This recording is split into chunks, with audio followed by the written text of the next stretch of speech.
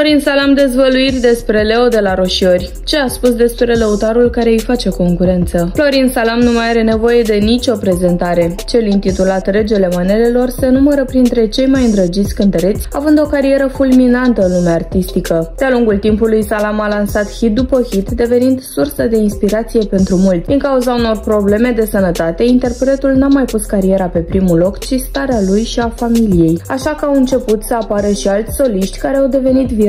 Unul dintre acestea este Leo de la Roșiori, care a tras draperiile peste toată industria manelelor și s-a propulsat în top. Ce părere are Florin Salam despre lăutarul care îi face concurență? Leo de la Roșiori a rupt topurile. Lăutarul se bucură de un succes imens după ce a lansat hit după hit. Mulți ascultători de muzică populară și manele îl consideră pe solist printre cei mai buni din industrie. În urmă cu ceva vreme, Leo spunea că Florin Salam l-a inspirat în muzică de pe vremea când era un copil. L-a auzit cântând pe Regele Manelelor, dorindu-și să ajungă precum el. Iată că astăzi este unul dintre cei mai buni cântăreți care se bucură de un public imens. Eu m-am apucat în momentul în care l-am văzut pe Florin Salam.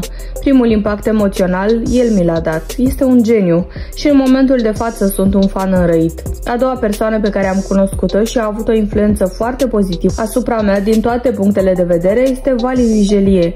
Îl iubesc atât de mult, am cântat alături de el, m-a învățat foarte multe lucruri. Mărturisa Leo de la Roșiori acum ceva vreme în podcastul Fiță cu Adiță. Florin Salam este tot mai activ pe rețelele de socializare, în special pe TikTok, acolo unde face live-uri cu diverse persoane publice, fie că vorbim despre alți cântăreți de manele ori influenceri. Așa a procedat de curând când a fost întrebat și despre Leo de la Roșiori. Îmi place cum cântă, are niște melodii frumoase, cântă pe un stil care mie mi-aparține. Stilul pe care îl cântă el, felul cum cântă și puterea pe care o are acum, organizarea. Este foarte bine să fii organizat. Cred că nici eu nu am avut formația așa cum are el organizată. Este foarte deștept, a spus Florin Salam.